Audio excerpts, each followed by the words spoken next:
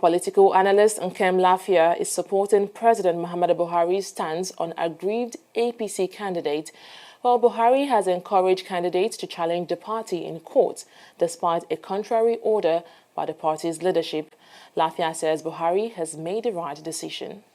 The president, if you ask me, means well if he tells anyone in the party to reach out to the courts for redress in terms of the wrongs or even perceived wrongs that have been meted on them. The courts are the last bastion of hope for any person who has been wronged.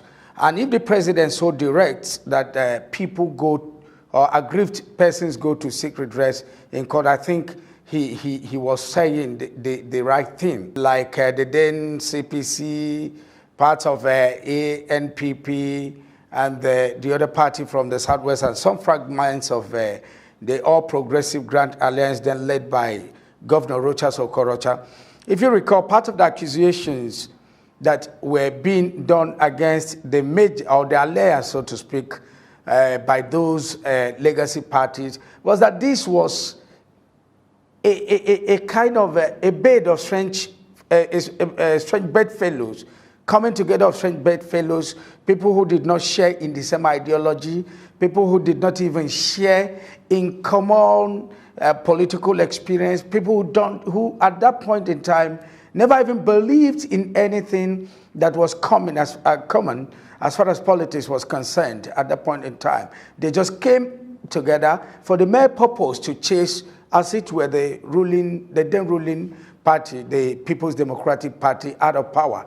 We could say that, and even buttress it with what came to play out eventually, and followed that particular victory of the APC. We saw eventually that, months into that particular administration of 6 months, the president himself could not even come round to constituting what was basically something that ought to have even been made even before he thought about coming into office.